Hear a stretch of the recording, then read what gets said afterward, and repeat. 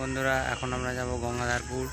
ওখানে SP music এসছে, যে সার্জানের কাছে যে বক্সটি তৈরি হয়েছে সেটা আমাদের এখানে রোড শো করছে। দেখাবো কেমন কি বাজছে, আর লাইটিং বহুত হয়েছে, সেসব আমাদের দেখাবো।